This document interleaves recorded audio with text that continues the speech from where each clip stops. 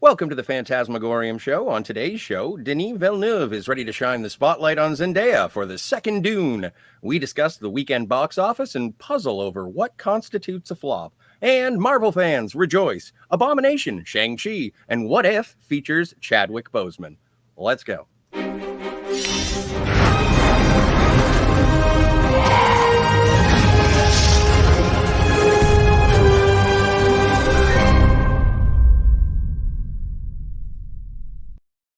And we are live. Hello and happy Monday, Steve. How are you doing, bud? Hello and happy Monday to you, Scott. I'm doing pretty good. I had a pretty good weekend. I saw a bunch of stuff this weekend. In fact, I went to the movies. Nice. Went to the movie theater. Had a great outing at the theater. It was actually fairly packed for the matinee on a Sunday. Saw Cool. Free Guy. Loved it. I thought it was a great movie. Nice. Good summer popcorn flick. So if you haven't seen Free Guy, go do that. It's good. I also got a chance to see Pig over the weekend, and oh my God, is that good?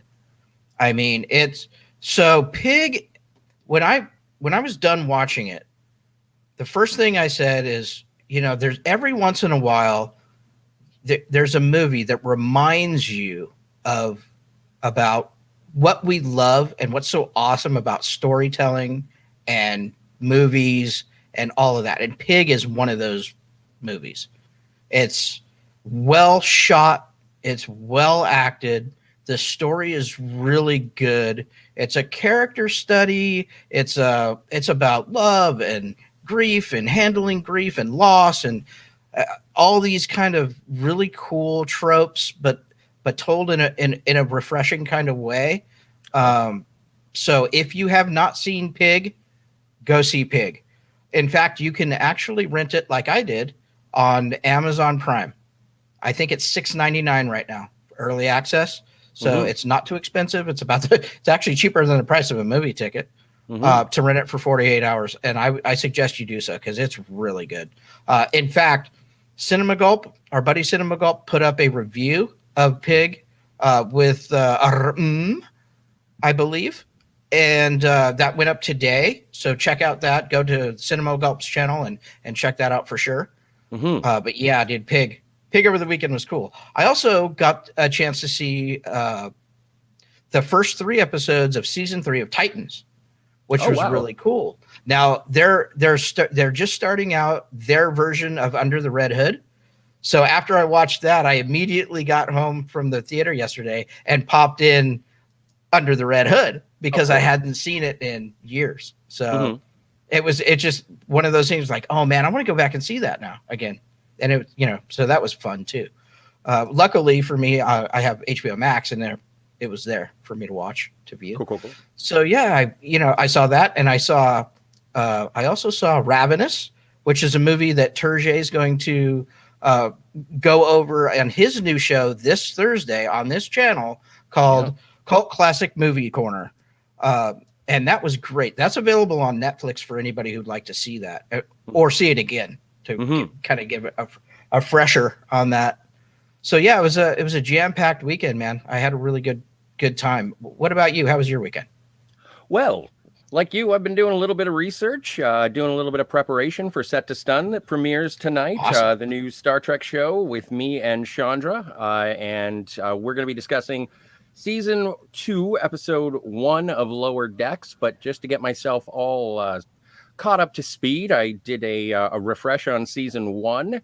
And it was, it was better than I remembered it the first time around. Now that I'm sort of looking at it with the jangly keys analogy that I've been thinking about these Star Trek shows with, as long as the fan service is there, I'm enjoying them. Right. But we'll get into this whole conversation later on tonight.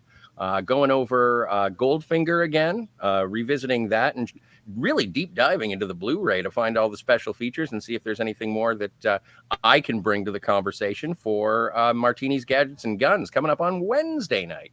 So yeah, look at us with all the shows now. I know, we got stuff to do. We're watching movies. This is homework, great. Homework and awesome. Such. The best kind of homework. Absolutely. I'm really, really intrigued to be able to check out Pig, which is available on demand for me in jolly old Canada. And I want to go check out Cinema Gulp and have their discussion surrounding that. I only have one question to ask involving Pig. Does the pig talk? No. Damn it. All right. Well, I'll still watch it. Well, it depends. I suppose if you speak pig, okay, then yes. All right. I will. So if you have that ability, then sure. Okay. But no, I mean, in all seriousness, the movie is stellar, and it may be. Now, this is hard to quantify and qualify yet, but it may be Nick Cage's best work.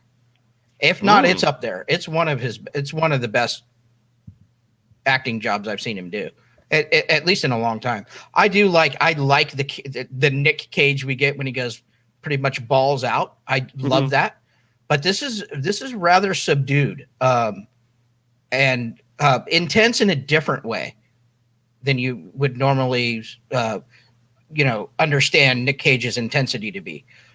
Dude, it's just, I can't go any further. Just go watch the film. You'll be better off for it. I tell you. And there's a piece of music at the very end of the movie that's really awesome, and it's really well timed and well placed. I'll leave it at that. Other than that, Scotty, before we get into the news for the day, we do want to get into the box office and some of our top stories. But like we do every day, please like, share, subscribe, comment, do all the things, hit the little bell. Like we say, we love subscriptions, obviously, but the interaction that you guys give us with likes, comments, and sharing really helps the channel grow, and we really do appreciate that. Also, if you'd like to send in a tip with your comment or question, please do so. www.streamelements.com/phantasmagorium-show/tip. We also have a website where you can find our shows and some movie news and stuff. In fact, we will have a big announcement about some movie news with somebody that you may be familiar with joining the team, but we'll leave that for another day. Also, you can find our audio-only podcast link for if you want to take our show with you. We'd love to be your traveling companion. Also there you can find our shop with Fantasmagorium show gear, t-shirts, little tchotchke stuff, hoodies, stuff like that. Today's episode, though, is brought to you by, let me see if I can get that. Yeah, there we go. We do have this is just kind of a fun little collection we put together for back to school. So we have Dog Ate My Homework for kids, Get Your Cray On, Kindergarten Rocks, ABCD, right? And School Story, bro. So those are all for back to school. If you want to get your kids something and help, support the channel in that way, that'd be awesome. There's a bunch of sizes, bunch of colors. Check that out at our shop, phantasmagoriumshow.com/shop. Cool. Awesome. With that all kind of down and out of the way, let's get into the news, shall we? Yes, let's. So first up, Free Guy took the box office weekend. I think everybody thought that's probably was going to happen with what it was stacked up against. Disney may have a new film franchise on its hands after Free Guy beat box office expectations for theater owners. However, the victory comes at a time when moviegoing remains severely hindered by the pandemic, which Scotty and I talked over the weekend. We had a little Zoom call last night, and I thought because of how many people were at the very first matinee showing in XD, which is the big premiere theater at my movie house, that I thought it was going to do really well. I thought it was going to, blast through all of the projections, and it did. But it didn't. It still didn't make. I mean, it's not $100 million opening or anything like that. Free Guy, a sci-fi comedy adventure that takes place within a video game, collected $28.4 million at 4,165 North American theaters over the weekend. Overseas, Free Guy earned another $22.5 million, for a global tally of $51 million. Heading into the weekend, even bullish projections thought a start above 20 million at the domestic box office could be a stretch because of the Delta variant. COVID-19 has shaken consumer confidence going to the cinema. Plus, Disney and 20th Century Films is it's an original property, so it's not like it's some kind of sequel or prequel or existing IP. Meaning there isn't a built-in fan base to reliably show up to the weekend opening. So I think it did well in considering the times that we're in. I think 28 million is actually far exceeded their expectation. Yeah. Just rounding out the box office for the before we do that, do you have any thoughts on Free Guy in the weekend box office number?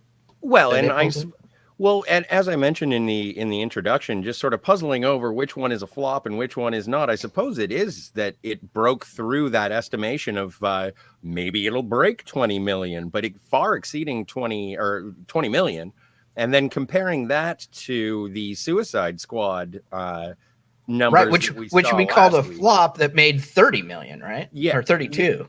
It was, well, and I think the domestic box office for it was 26 as opposed to the 28 that Free Guy made. But again, that sort of goes against the projections that were available, or at least that's what they thought that they were getting into, is that they were talking something upwards of 60 million domestically.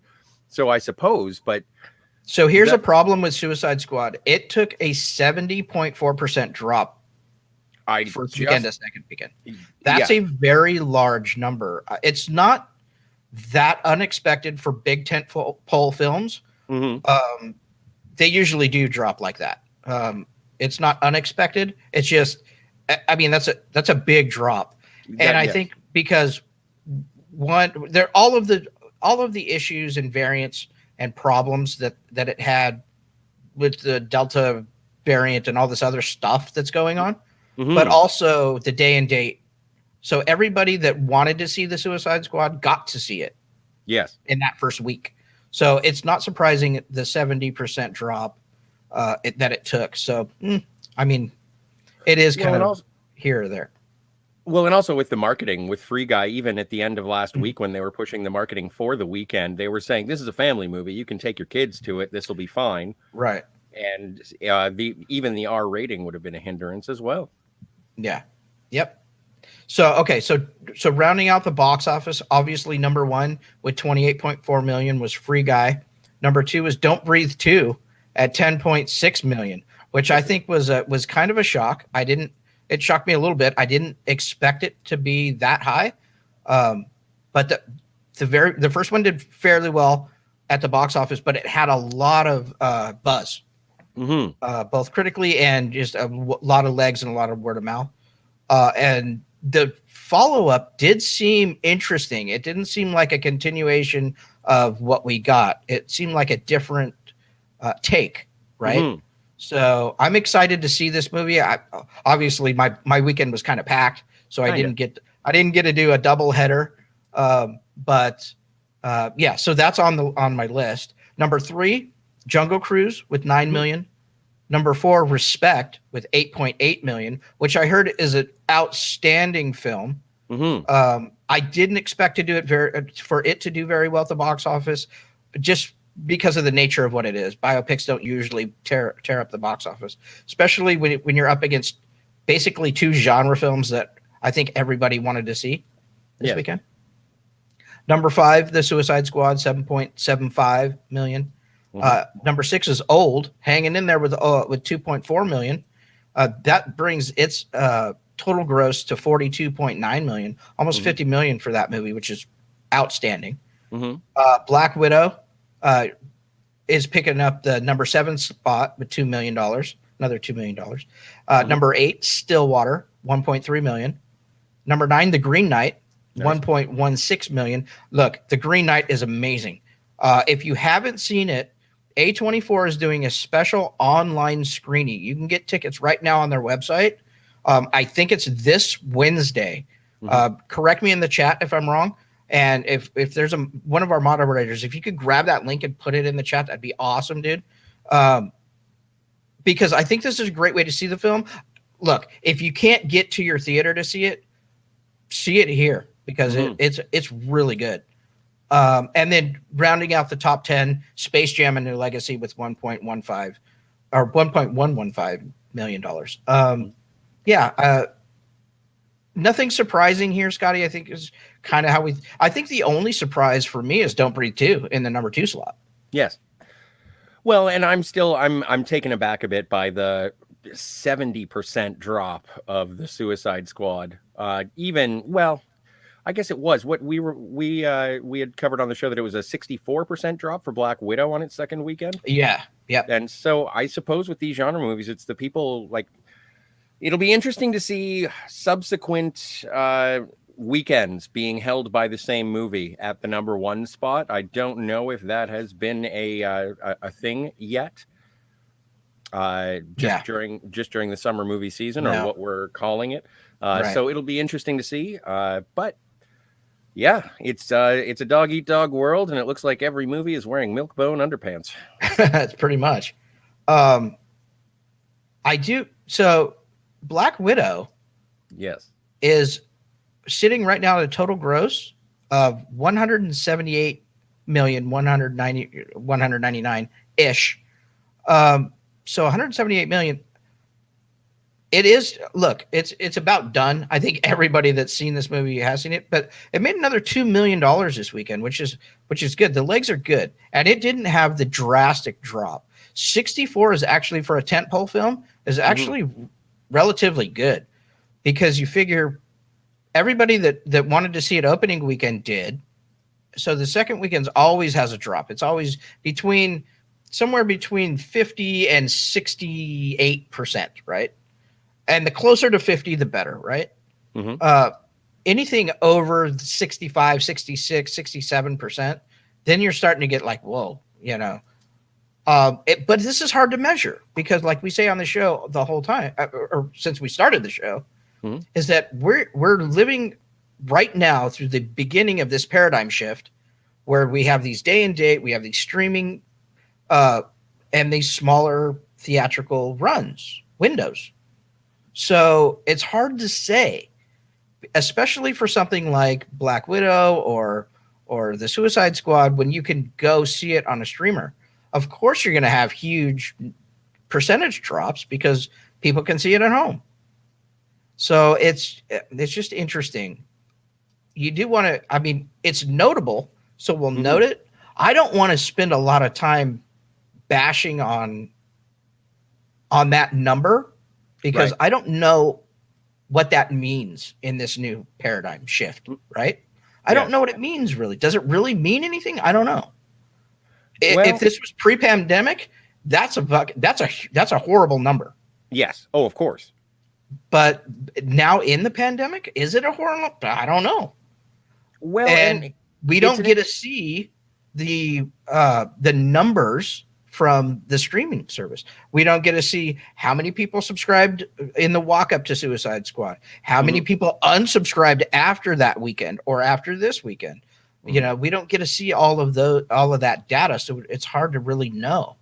So I guess we'll just, have to play it by ear because that's what everybody's kind of doing. But absolutely, and you have to discount as well the repeat viewers. Like as of right now, I think we are very well outside of the realm of people going to see it, saying they love it, and then going and collecting their friends or family or what have you, and saying, nope, we got to go back and see this again.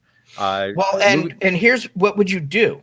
So if you saw, let's say you saw the Suicide Squad last weekend in the theater, it's on HBO Max. Would you gather up your friends and go to the theater, or would you gather up your friends and have a party at your house? Yeah, right. I don't know the answer, but no, not at all. Definitely not one or the other. Right. So so just that right there is going to bleed a bunch of money out of the box office, right? Exactly. Yes. Agreed. So these are all very different from what we were dealing with 2 years ago, and as we've mentioned before, 2019 was holla dollars for the box office, and and that was an outlier. But unfortunately, that's what we're going to measure everything to come from because that's the last normal box office year we got. The problem is that was such an outlier. They made the movie industry made so much money that year. It was Mhm. billion-dollar film after billion-dollar film, you Mhm. know.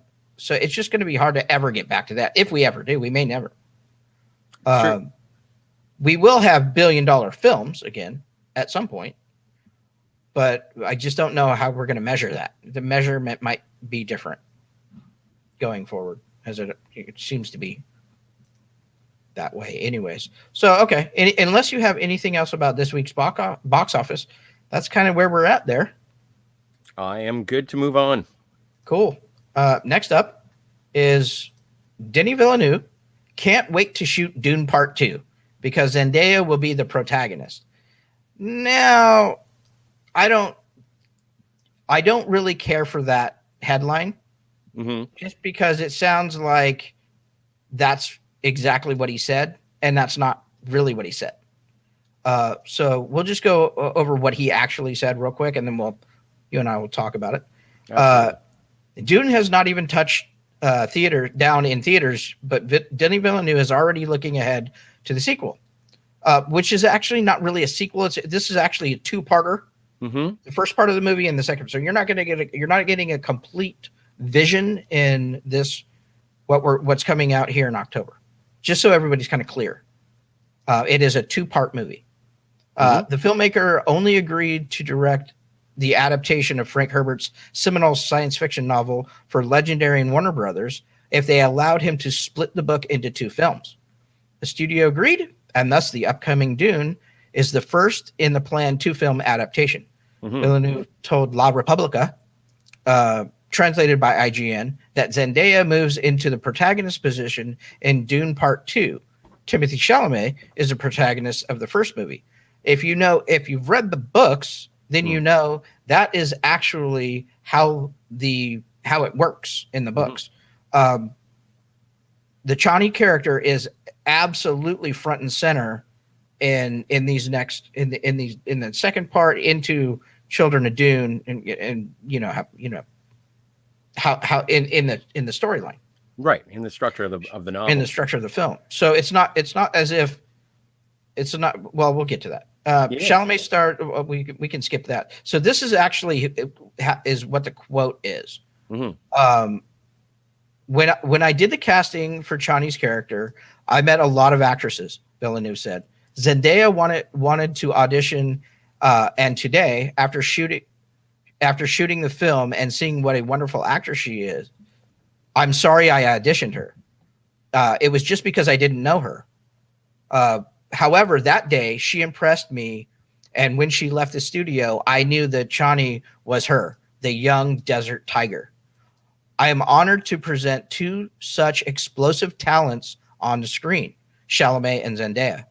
And I can't wait to shoot the second part of Dune to get them back together, knowing that in the next chapter, Zendaya will be the protagonist of the story, which she is. It's unfortunate that people are now taking that and saying that she will be the protagonist as if that's not what the story is. So some outlets are now reporting this as if somehow he has taken a character that's not ever a protagonist and making the protagonist a woman just for the sake of doing it and rewriting the story. That's not what he's doing. And that's not what he said. What he said is he's putting these back together, and maybe a better way to put it is they're co-protagonists, because they are. Well, and you are the Dune aficionado. I'm still, and I have started reading the book. Not as much as Todd Michael, though, by the way. Well, not as much as Todd Michael, and certainly if you'd like to hear the opinions of one Robert Meyer Brett, there is there is an episode of our show that you can go and check out when the trailer dropped. So it is the structure of the story. It isn't a matter of trying to elevate any cast member for the sake of political points or trying to appeal to a different audience. It is Frank Herbert's Dune, and it is being split into two parts. They did the same thing with It. In terms of splitting one book into two parts. Both are correct giant novels, and you wouldn't be able to do them justice in 2 hours. or you would take artistic license in the same way that David Lynch did back in 82. Yeah, blah, blah, blah. Yeah. So, yeah, sure. Okay. And so, yeah, I think that running with that particular slant on the story is disingenuous, and it's unfortunate that there are such I don't know, knee-jerk reactions to. It's unfortunate because it gives people a reason to taint what this is, and it makes it easy for them to say, "See, look, it's fucking going woke," or whatever they want to say. Look, Hollywood, newsflash, everybody, Hollywood has been liberal and woke since its inception. I don't know why that's news, but it is. Is Hollywood got their foot on the gas pedal the last couple of years? Yep, they sure do. Do I think focusing on the Chani character in part 2 as a protagonist is going woke? Absolutely not. It's the character. Well, in that case, then Frank Herbert did it, 40 years ago. Well, right? Yeah. Because it's not like that Denis Villeneuve rewrote this script because he didn't. No. And that's what we're getting. So it's unfortunate. It gives you ammunition to and slant on something that's just not there. But haters gonna hate, right? There's no way to get around it. But it's just it's unfortunate that certain outlets that should know better have opted to use this as a headline to trigger people for no good reason that I can see. And if you we just read the quote, there's nothing nefarious or weird there. It's just, hey, I can't wait to shoot the second part of Dune to get them back together, knowing that the next chapter, Zendaya will be the protagonist of the story, which was always the case. Well, so and I don't see the news there. Having faith in his actress and being excited that the actress that he selected to play that character will be in the forefront of the second film by the nature of the novel itself. Yeah, I agree with you. It's not really news, but if you'd like to say it's not He-Man, now it's Tila's show without having seen the back 9 of the golf course, then go for it, guys. It's fine. Yeah, sure. I'd like to see the first movie first. And we don't do that on this channel, right? So we don't call out other YouTubers. I don't care. Whatever you want to do, more power to you. All I'm saying is, I don't like that certain news outlets, entertainment news outlets, are playing this game, because it clearly, by the headlines, are playing this game. They're triggering on purpose, probably for clicks, and that bums me out. Hey, man, you don't win friends with salad. No, yeah, look, I get it. It's just, I get it. Just read past the headline. That's all.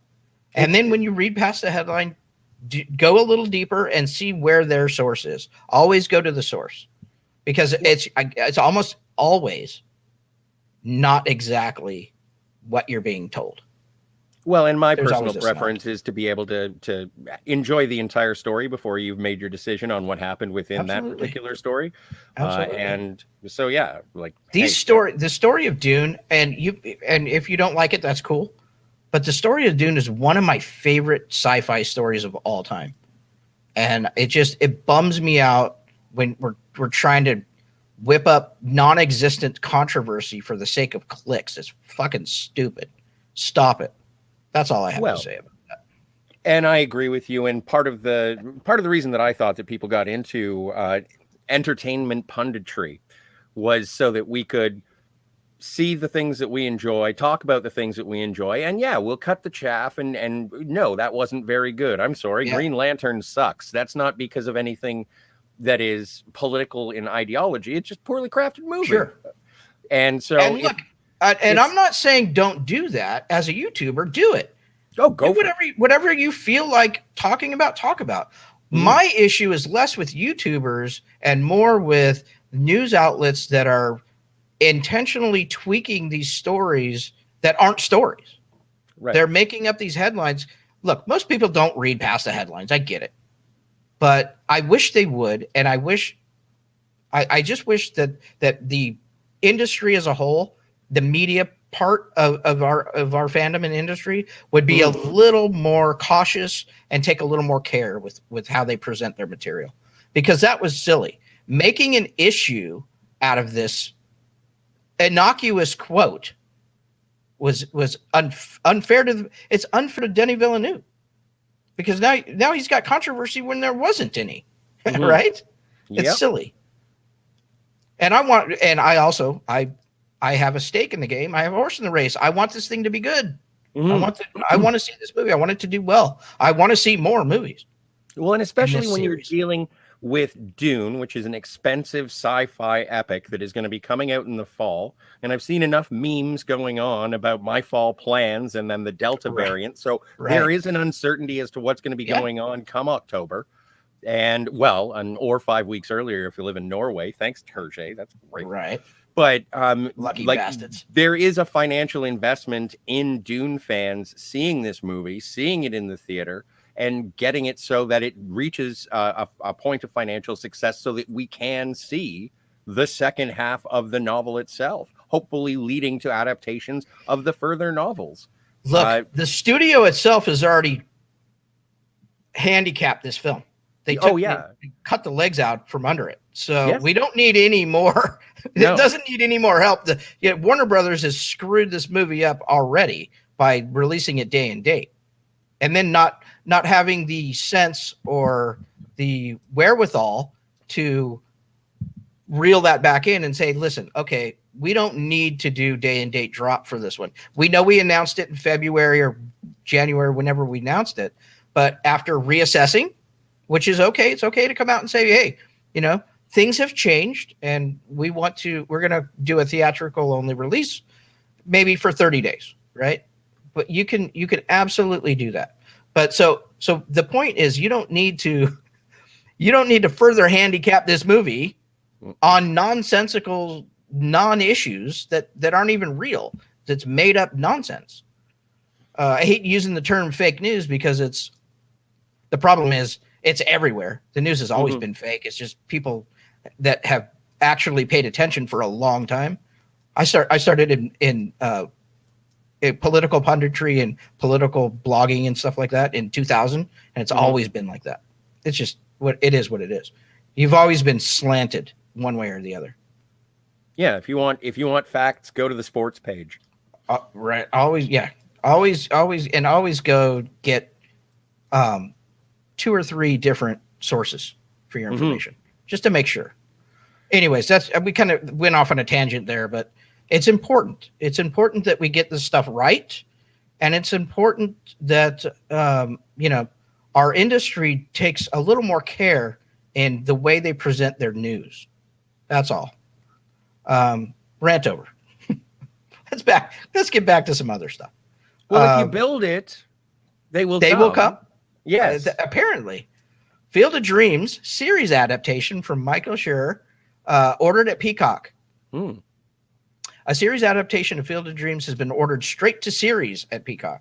The television take on the beloved baseball film hails from the aforementioned Michael Schur, who will serve as writer and executive producer under his Fremulon banner? Fremulon. Okay, that's a weird name. It is. You go, girl. Lawrence Gordon of the Gordon Company will also executive produce, along with David Miner of 3 Arts. Oh, cool. 3 Arts is good outfit. And Morgan Sackett. Through the years, Field of Dreams has remained a fan favorite, maintaining its rightful position in the zeitgeist, said Lisa Katz, president of NBC Universal Television and Streaming. It's whimsical and grounded, a space where Mike Schur excels, and we're looking forward to bringing a new vision of this classic to Peacock. Can I just say, them naming their streamer Peacock is one of the stupidest names I have ever heard. I hate it. And I hate that I got to say it all the time now. Anyways, Peacock? No. Rant over. No, it's good. That's going to start becoming a theme on this show, I think. Me ranting about stuff I hate and rant over. No, that's fine. That's fine. Instead of, do you want to talk about that at all? Do you care? I'll be honest. I'm probably in the minority. I'm not a big Field of Dreams fan. I've seen the movie a couple times. Thought it was okay, great, but it didn't sing to me the way it sings to a lot of people, and God bless them for it. But it just didn't do much for me. So I'm not particularly interested in a television show about this, but what about you? Are you a fan of the film? I'm sort of in the same way. I do have a warm fuzzy for it. I haven't seen it in a while. I do remember it fondly, and also it's one of those rare instances where you can see Ray Liotta as a big-hearted protagonist, as opposed to his usual "F you, pay me." But no, I enjoyed it. And the thing about this that really interests me is Mike Schur, who his last show, The Good Place, was really I enjoyed it. Greatly. A lot of people talking about that one. And so with him handling this material, I think, as Lisa Katz put it, it's whimsical and grounded, and it has a little bit of that ethereal, supernatural, but also it has a lot of heart. And so it'll be interesting to see what he does with it, and especially if he's a showrunner and writer. I look forward to it. I don't know if I'd put it at the top of my list, but I will certainly be paying attention to when it comes out, and I'll probably check out the pilot. Cool. All right. I'm going to let you read the next one. Oh, it's always the Streisand stuff with me. Fine. Yep. So I had the Dune one. This is true. Okay, so there we go. Hopefully my show notes will load. But Star is Born, says Barbra Streisand of Bradley Cooper's A Star is Born, was the wrong idea and not original enough. Bradley Cooper told Entertainment Weekly in August of 2018 that Barbra Streisand visited the set of his feature directorial debut, A Star is Born, and gave her the blessing to the film's cast and crew. This is going a little wonky. Here we go.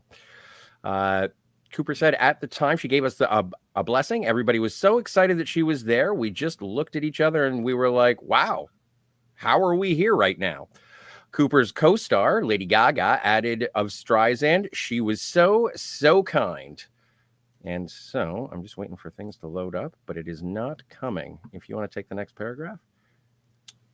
Skip ahead 3 years, and Streisand is getting a bit more honest about Cooper's A Star is Born remake, which grossed $436 million worldwide and was nominated for 8 Academy Awards.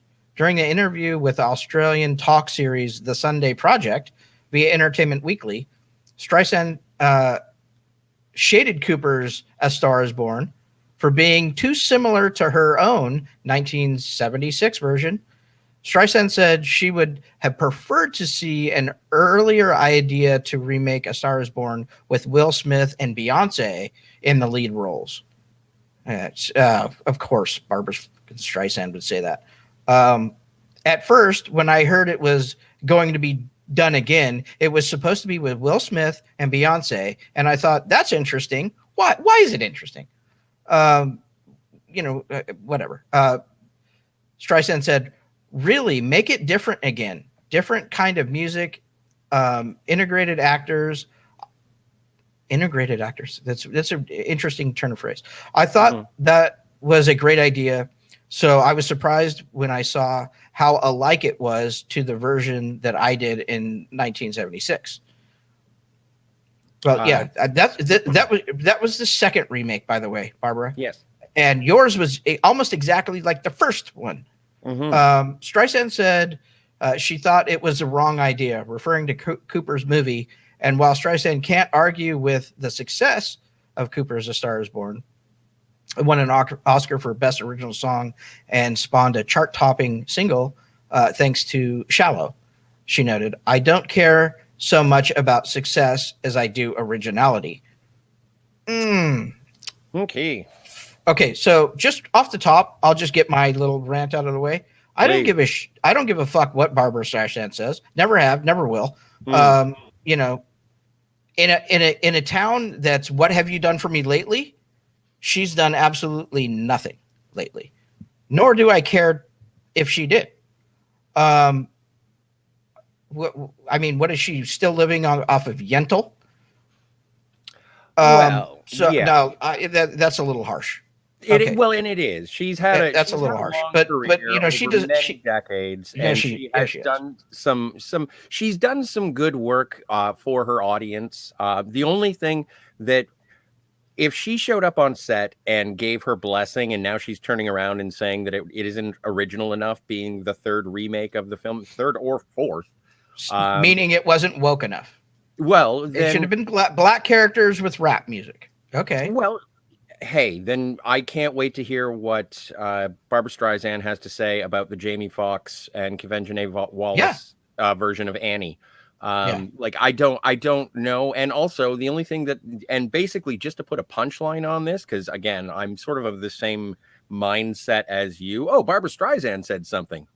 Yeah. Anyway, right. Anyway, the only thing I can point to is say, well, if she doesn't want people to see it, it's called the Streisand effect for a reason. So there is a bump that's going to happen for this flick now. If you don't like it, Babs, I'm fairly certain people are going to check it out. Right. So yeah, I mean, I really just don't care what she thinks. Never have. But I think it's chicken shit. To give your blessing to a movie and then 3 years later badmouth it. Yep. Because all you had to do when asked was say either I have no comment or reiterate what you said in the beginning. Mm-hmm. Or keep your goddamn mouth shut. Well, and don't complain about the movie that wasn't made. Like I wanted this version. It didn't come out. Okay, good, neat. But there's a thousand things. They didn't do that. Yeah. Yeah. So.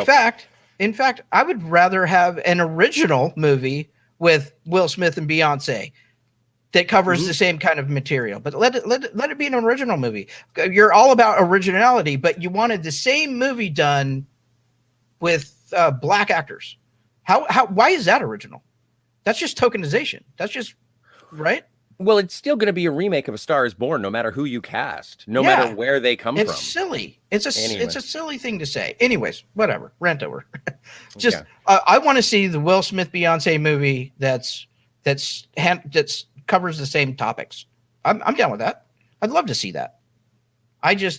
Her argument is silly, but you know, it's newsworthy, so we cover it and rant over. Well, and that's like, and I hate to this be my big, and I have an ace card when actually it's probably more of an 8, is Mr. T was not in the A-Team movie because he felt that it was too violent and did not respect the original material in a way that he has grown as a person. He feels that the A-Team should have grown as a property, and it didn't work. He didn't bless it to begin with. He didn't want to do a cameo in it, and he's always said that he didn't really care for it because it was too violent in his opinion. Mr. T has more credibility in my mind than Babs. Like, you either show up and you say yay, and you continue with that in public and keep your opinions to yourself behind closed doors, or you just say, no, my version is the only version that matters. I wonder what Judy Garland said when the 76 version, I don't even know if Judy Garland was still alive in 76, but like, what would you have? What would happen if Judy was like, nope, sorry, mine's the only one. Yeah. No one else may tell this story. It's mine. Yours won't be original. Maybe I was a little harsh on Babs there, but well, the Yentl shot was a little. Obviously, she's entitled to her opinion. She can say whatever she wants. Mm-hmm. I'm just saying that, you know, it would be better, you know, just mom's golden rule, right? If you don't have something nice to say, especially when you already gave it your blessing, you gave the fucking cast and crew your blessing, and then 3 years later, you're throwing shade all over it. It didn't make any sense to me. But whatever. If you wanted to backhand compliment it, say, yes, I thought that Bradley Cooper's version was delightful, but it didn't capture the spirit of my 1976 remake. And in which case you're complimenting both, and you're still being self-aggrandizing. Right. And don't bring up the fact that of another version of a movie that never got made. Mm-hmm. Yeah, because that was really bad. The one that I have imaginary in my mind, that one would have been better. And it's like, okay, fan cast all you want. Let me know. Right. Or how about, I mean, she's got dump trucks full of money. Make the movie. Yeah. Make the movie. I wonder if she was a producer on it. I wouldn't. I don't know. I'm not sure. Either way. Anywho, moving on. That is your Barbra Streisand news for Let's Hope for a While. Yes. Now we have a couple. Actually, we have 3 in a row.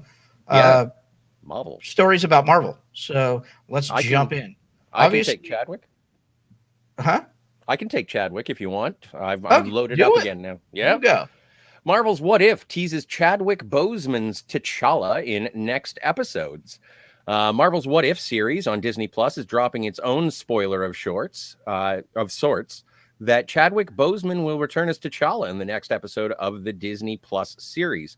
We already know that Boseman's first episode of What If will reimagine T'Challa's life, veering away from his destiny as Black Panther as he becomes the boy selected to be taken into space by the Ravagers and grows up to be Star-Lord. The merging of the Guardians of the Galaxy and Black Panther franchises is one that Marvel fans are definitely excited to see in a hype-worthy way to build more attention for What If in its second episode. In my opinion, I'm looking forward to it, and I will treasure Chadwick Boseman, the remaining Chadwick Boseman performances that we have. I'm looking forward to seeing that. I kind of feel like it's going to be a rerun of last week's What If. Yep. In terms of slight tweaks that will not necessarily be all that groundbreaking. Interesting to see, but I almost feel like I should watch Guardians of the Galaxy again to brush up. Yeah, I agree with you. It'll be nice to hear Chadwick's performance. But I'll tell you what, as far as last performances of Chadwick Boseman, I still hold as the best and in the highest regard his portrayal in Ma Rainey's Black Bottom. Not only is the movie as a whole amazing, his performance is one for the ages in that movie.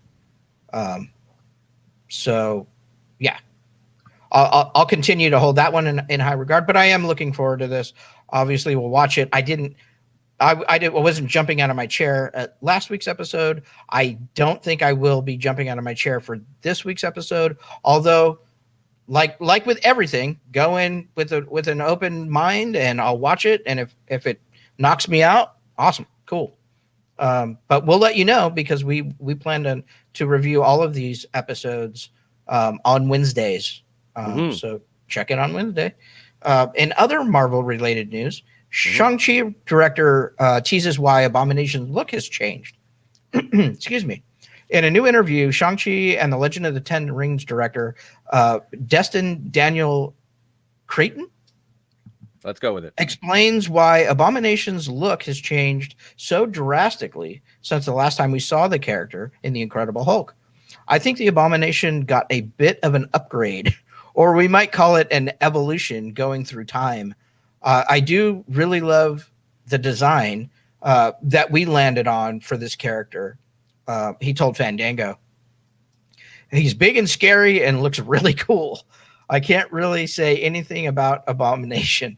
So, you got to keep it under the vest until the movie drops a little bit. Dovetailing on that news, Shang-Chi's director reveals when the movie takes place on the MCU timeline, if you want to pick it up there.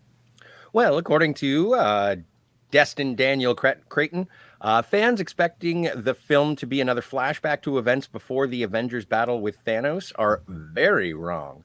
As Destin says, in no uncertain terms, Shang-Chi and the Legend of the Ten Rings is absolutely set after the events of Avengers Endgame and will move the MCU timeline forward.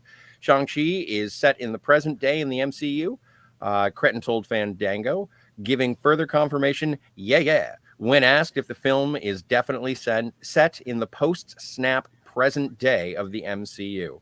Yeah, so this is what we thought, Scotty. This is what we were told, or we were led to believe, and it looks like that is actually now, confirmed. I hate that. That's another thing, confirmed. But he basically confirmed that this is present day after Endgame. So this would make it the first, chronologically, the first movie in Phase 4. Yes, the Phase 4 film, because we're still treating Far From Home as being the end of Phase 3. I believe so. Well, Yeah, we'll have to see it first, sure. right? And so until told otherwise, still, I still think those movies, think of those movies as MCU adjacent, but Mhm. they are MCU films, where they are in the MCU timeline, I suppose. So, well, but I got to see it, and we until we're told that it's not the end of Phase 3, you know. Mhm.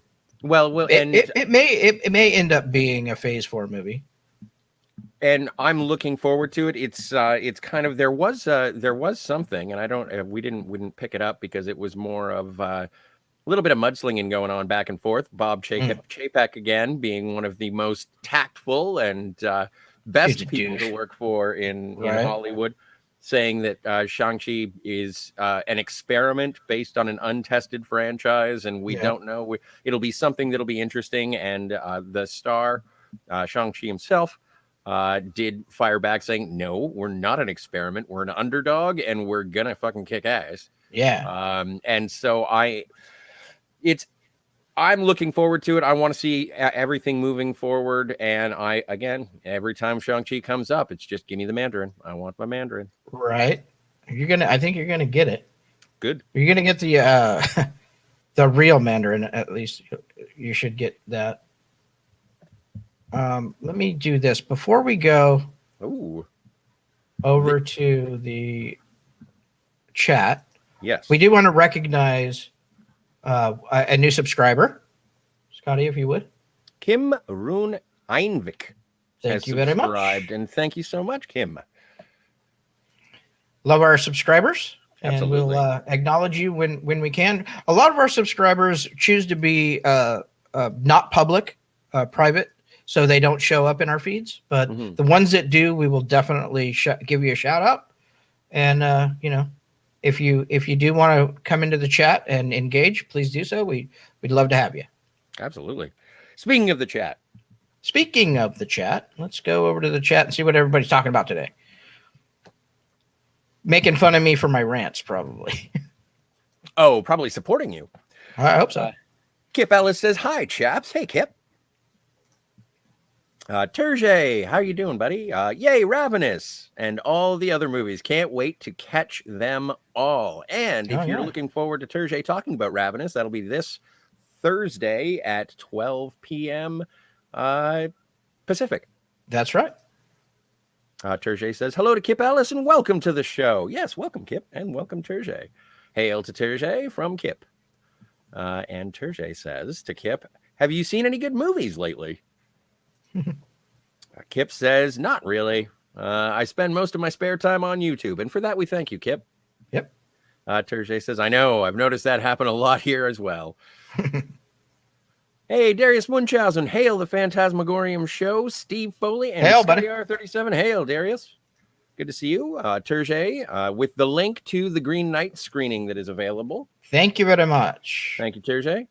Not Brian Young. Ahoy, not Brian Young. Hey, guys, just popped in to give you a like and say hello. Congratulations on the 1,000 subs. Thank you so much.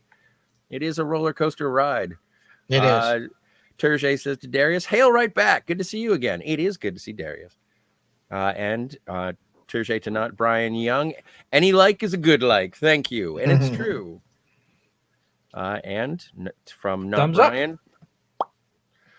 Darius Munchausen says, hail to Terje, not Brian, and Kip. Terje says, on that note, please do subscribe and hit that like button. It helps us fight evil. It does. Edge of Time says, hey, Edge of Time. The Shang-Chi data points will remove all confusion. The data points. We shall see. As soon as we see those data points, I will no longer be confused. Yep. Not Brian Young says, ahoy to Darius Munchausen. And Terje says, speaking of Dune, it's opening 5 weeks early in Norway. Bastards. I can watch it already September 15th. That's going to be, wow. You're a bastard. Man. I am jealous. Terje says, tip and comment here. And there is a link in that there chat. Get sweet merch here. And there's a link. Edge of Time says, what plot points does Chani achieve as protagonist in the book? Steve? We'll do you know what? We'll do a breakdown of that as we get closer to Dune. I'm already kind of planning that, so I don't want to do it now off the top of my head, just because it's not going to. First of all, it's off the top of my head, and it's probably not something that's going to be condensed into a reply to a chat. But we're going to have a whole show for that chat, my friend. Yes. So Chani is a main character in the book. If you've seen the Dune miniseries and Children of Dune miniseries, which is basically kind of the 3 books put together, you'll know right off the bat. You know that Chani and is a major character moving forward. Now, what does she achieve? That's not the point. I don't think that's the point. Maybe I'm misunderstanding your question. It almost sounds like you're saying that you can't be a protagonist if you don't achieve some kind of goal. So I don't think maybe I'm misunderstanding. And I don't think that's the intention of it. It's just a matter. And again, Edge of Time, I had to ask, because I had been seeing some rumblings in regards to Zendaya being pushed to the forefront for the second Dune. And again, I'm just at the beginning, the burgeoning beginning of the book. Pardon me. I had to ask Steve, and I said, is this in the structure of this story? Does Chani become more prevalent in the storytelling of that particular book? And he was like, yeah, that's how how the story goes. Yeah, what happens is she is actually the catalyst for Paul Atreides' conversion or evolution to becoming the Mahdi, to becoming the Muad'Dib, to realizing his full potential. So in that way, these 2 co-protagonists are the focal point of this entire 2 books. And we'll do, like I said, we'll do a show when we get closer to release. Well, I'd like to do a show with we'll get Todd Michael, we'll try to get Robert Meyer Burnett back, and we'll go in depth on that stuff. But yeah, I mean, her whole, almost her being is a catalyst for Paul Atreides. Terje says, personally have no idea. Never read Dune, even not seen the Lynch movie, but I'm about to correct that. Pre-ordered the Arrow release. Sweet. Nice. That's cool.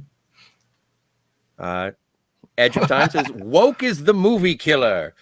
Yeah. Fear is the mind killer. So that's a riff on the Dune. That's good. I like that. Terje says, like Wham saying, woke me up before you go. Edge of Time says, don't stop believing. And hopium is a hell of a drug. Pete Dencott. Hey, welcome back, Pete. Get your coat, Terje. That was so bad. Terje says to Pete, but I can leave my hat on? Oh, my stars. We're just trading lyrics. Terje says, I snort hopium every day, Edge of Time. That's nice. Pete says, I saw Midnight Edge discuss the Dune headline bit. They had the good old script doctor to explain the books. Well, that's good. I'm glad that Midnight Edge did get to the structure of the books, and good for script doctor for having read them. That's why. Yeah, because I think they started out kind of like I think a lot of people did, taking a cue from this headline, which is basically not correct. So I think good. I'm glad the script doctor was there to kind of. I haven't seen it yet, but it sounds like he kind of went into telling him explaining the book. Terje says to Pete, I know Robert Meyer Burnett is fond of the Doctor, but I don't know him myself, and he seems very even. Like he's not. Him and I were on an episode of I believe it was Midnight Metal, one of the late night shows on Rob's channel. Together, he's great, very knowledgeable. Tertiary says, I know it's hard for Barbara with that nose, but she should keep it out of other people's Oh boy. business. Talk That about was throwing easy. shade. Nice. That was low hanging fruit, Yeah, Tertiary. it was. Pete says he seems to be the voice of reason, referring to the script doctor, I assume. He has a pretty good objective take on stuff, which is a big win in my estimations. Absolutely. Like when we get uppity and our ire and our fury rises, it'll be for a good reason, not just based on I don't like that because of whichever way the wind is blowing. That we try to do that here. Obviously, rants are going to happen and things are going to piss us off, but we try to come back around. I think Scotty and I both try to make a conscious effort to come back around to some kind of reason, and that's just kind of the way we do it. And we respect script doctor for that. We also, and others that do that as well. Oh, and it's hi, saying hello. Welcome to the chat. Thank you for being here.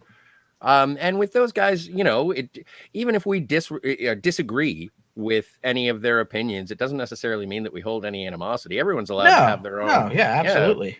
It's a discussion. I've been on a couple of streams with like on Mr. Brown's Alliance. I've been on with Captain Cockney Spock, and there are varying levels of what you find acceptable in terms of your social commentary or injected or inserted politics. It's just what you can take from it. It's not a binary black or white situation. Correct. In my opinion. Correct. And also look, we're not above being wrong. We're probably wrong a lot. And we don't, that's why we love the chat. So you guys can tell us how stupid we are on a daily basis. But, so we're happy to be corrected too. So we can absolutely say, hey, yeah, we got that one wrong. Mm-hmm. We hope to not do it all the time. Right. But we think we have a pretty solid grasp on this stuff. But look, we're going to be wrong from time to time. And we're happy to acknowledge when we are wrong. Absolutely. Pete says, anybody get any physical media over the weekend? I got the extended Hobbit trilogy 3D Blu-ray for 30 quid off Amazonio. Just got to wait until the end of the week to pick for part 3 to arrive. So I assume that means you have a 3D TV and the glasses, right? I think I skipped this one. Sorry. Terje says, hello to my favorite set of R's and M's. Mm-hmm. Absolutely. That he means set of. And Pete says to hey. And Terje says to Pete, I just got 2 4Ks, Jaws and Leon. Oh yeah, 2 great movies. Those are fantastic. The Professional is one of my favorite movies. Jaws is a classic, Oh, but yeah, absolutely. And says hello to Terje. Pete says, I was thinking of getting Leon. I have the DVD, so I can wait. Yeah, I have the DVD as well. I don't buy Blu-rays. I have a Blu-ray player, but I haven't got into. I'm not a huge collector anymore. But I'll tell you what, some of the artwork and special art that you get in some of these awesome steel books and like some of the Arrow stuff, man, it's tempting. It's very tempting. Says, Pete, how are you today? There you go. And Terje says to Pete, it's one of my favorite movies. I've had it on VHS, DVD, Blu-ray, Beta, Laserdisc, 16 millimeter reel-to-reel, and now 4K. Terje says, the barb giveth and the barb taketh away. I suppose. Although, have you heard about her house? You should check that out. Pete says, I'm good, thanks. Been working on some new tunes, so I'm living the dream. Are you okay? Awesome. Good work, man. I can see you rocking that axe in your profile. I love the A-Team film. It is action-packed. Pete, yes, I am a big fan as well. And I'm just saying, in terms of the consistency of Mr. T, he didn't say, yeah, I'll be in this movie. Yep, I'll accept the paycheck. Oh, wait, by the way, too violent, bye. I love it when a plan comes together. Bingo. Terje says, Barb is going to make a new original version. A Star is Bored. Touche, Terje. Terje says to Pete, I grew up with the original A-Team. I loved the movie version. Saw it in theaters with my action-starved father. Yeah, and I fell in love with that flick when I saw it, and I can't say enough good about that flick. I just love it. Says Pete, I'm doing well with a smiley face. And continues saying, I'm excited for Shang-Chi. So am I. Me too. I am looking forward to that. Says to Terje, listen to the audiobook for Dune to get a feel for the original source. Absolutely. What I are you recommend saying? I recommend reading the book. Yeah. But it's a tome.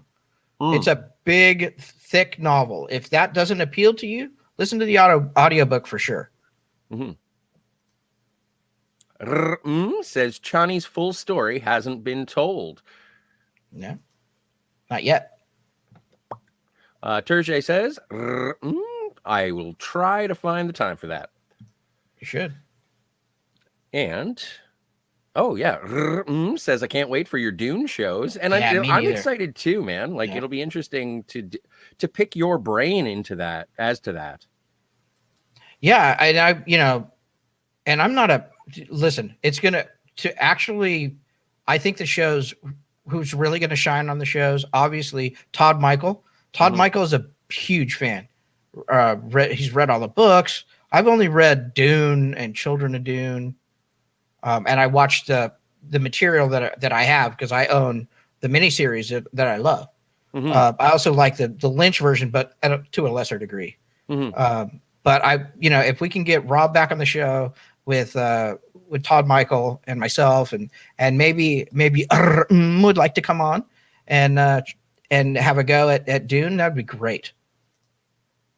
Terje says, I hope the Dune shows will be spicy. I don't know how spicy they'll be, but they'll be the spice must flow. There you go. Pete says, I use my PSVR for viewing 3D films, but they come with the 2D, so the 3D is really just a bonus. Ah, gotcha. No, but that's cool. That's cool using the PSVR for that. Terje says to Pete, cool, I've heard the 3D turns out great with the PlayStation VR. That's really interesting, and I hadn't heard. I've heard of people simulating the cinema experience with 3D before, but but then using those goggles to actually see something in 3D. I don't know where my simple mind went. So I don't have. I haven't done VR yet, but I've always wanted to get the Oculus because I want to fight Darth Vader with a lightsaber, right? So. It is a bit expensive to get. I mean, it's not cheap, but Bunyan Snipe, our good friend Tony, told me yesterday, showed me some interesting things. I just bought an exercise bike for the apartment, and there's these cool little games that you can ride a horse or paddle a canoe. So you just do it on the bike, but you're in this full VR kind of gaming system. You can be on a lasso bad guys and a horse in an old Western town. I'm like, hell yeah. So I might have to invest and do some stuff like that. I usually just listen to books on my, in my workout. So that's what I had planned to do, but you never know. Might be a good way for me to get into some VR gaming and have some interaction that way. Pete says to Terje, it's Brill. It's like being at the pictures. Says, sure, I'd love to. Awesome, you're invited. Boom. We'll do Dune shows. We'll work out the logistics behind the scenes, and hopefully we can get Rob to come on, and we'll have a couple of really good in-depth discussion shows about Dune. Degrassi Knowles says, Lynch was my intro to Dune in 1984. Thank you so much, Degrassi. Before that, it was just cool book covers I admired in the library. Yeah. Well, and then Degrassi continues, more than 30 minutes of a 3D movie on the PSVR leaves my head spinning, many intermissions. Some people get, definitely, they have motion sickness or they do get a little disoriented. But hey, it would still be an interesting experiment on my end. Yeah. I haven't done that either. I'd like to check that out. There's also I believe there's a way to get your friends together in a VR virtual movie theater and watch a movie together, which I think is kind of cool. Mm-hmm. It might be kind of cool. Might be annoying as fuck. I don't know. Terje says, just send us your rider for backstage. Only brown Nice. M&Ms. What happened to my rider? I don't get a fucking rider. I barely get a rider. She rates, I don't rate. Yeah. Pete says you get used to it. Yeah. I suppose you would. Mm-hmm. I don't get motion sickness, so I think I'd be all right. Yeah, no, I've never really experienced it either. Degrassi Noel says movies do look fantastic that way. Yeah. And I would like to try it. Yeah. Me too. Terje says, I have no nausea with VR. Lucky me. Yeah, I'm like that too. So far that I've tested it out. I mean, I've never spent any extended time in a VR, so that might that might trigger something in me. But as far as motion sickness and jumping out of a helicopter, or climbing, the stairway to heaven or whatnot in the Marine Corps, I've never had a problem with heights or any of that kind of motion stuff. Well, and I've done a couple of like demos for Spider-Man, Iron Man, things like that. There was a VR cricket game that I played at a test match once, but I've never had any issues with it. It would be very interesting to be able to revisit something like Avatar that I haven't seen in a long time in 3D, or any of those, the height of the 3D. It'd be interesting to go and double check those. There's some augmented reality things that I would like to try too, because they're like, I saw this video of two guys. They had the headset on, and they were like in the break room of an office somewhere, and what they were seeing through their augmented reality was a ping pong table.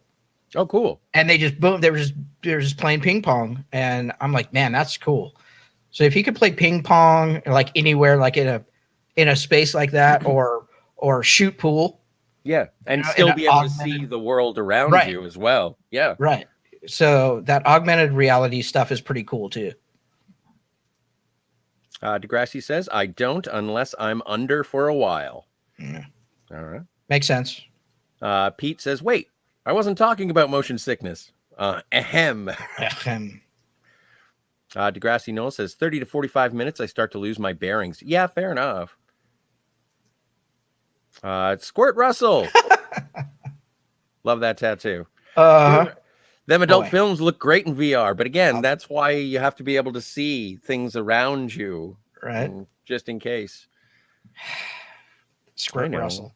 It's an easy job. Boy, are we in trouble now? Degrassi Noel says it's not the fall that kills you.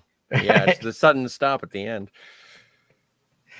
Oh boy. Okay. Well, are we done? I think we might be done. Well, and just a friendly reminder, at 9:30 Eastern, 6:30 Pacific, we're going to be doing Set to Stun. Chandra and I are going to be discussing Star Trek news, and we're going to be rating our favorite captains from the Star Trek franchise, and then we'll be reviewing season 2, episode 1 of Lower Decks. And it may be an interesting conversation to see what she hears about the Kurtzman. And maybe we'll have a little bit of, maybe it will be spicy in regards to our favorite captains. Maybe. I'm super looking forward to this. So this is the premiere episode of our new Star Trek show. It'll premiere tonight at 6:30 Pacific, 9:30 Eastern, and then it'll be on every Monday night. So please, if you can make it, we'd love to have you come to the inaugural show. Play in the chat for a little bit. This is our first time working with Chandra. I think you're going to love her. She's awesome. And she's got a lot to say about Star Trek. She was actually in a Star Trek. So, as an actor. So it'll be interesting to come and kind of pick her brain for, about Star Trek. And we can't wait. I can't wait to see it. Here we go. A couple more come in. Can't wait for the production. Yeah, me too. And catch it, everyone, or be assimilated. Well, resistance is futile, from what I understand. Yes. So So check that out tonight. We're super excited about that. It's on this channel. Yes, it is, Pete. So just come back to the Phantasmagorium show channel. I will put out a couple of reminders today in the form of social media posts on all of our channels. So if you don't, find us on Twitter, also our Facebook group and our Facebook page. If you want to, if you're not a member of our private group, just ask to be, and we'll let you right in there. It's not an exclusive; it's just kind of private, so not everybody can just jump in. The page, obviously, anybody can join, and we'll put that stuff there for you guys to kind of remind you about the show. But yeah, come on by and hang out with us. Probably go for about an hour, kind of like this show. Or our Martinis, Gadgets, and Guns on Wednesday nights. It'll be a show akin to that. But I think you guys will dig it. Really looking forward to sharing it with you guys. Yeah, me too. So on that note, Scotty, I think that'll do it for us today. Kind of a shorter show, but it wasn't a really heavy news day. Just some interesting tidbits. And like I say every day, dude, I love doing the show with you. I think the show's great. And we'll keep making them as long as people keep watching them. Yes, sir. So for Scotty R37, I'm Steve Foley. Have a great day, everybody. See you guys.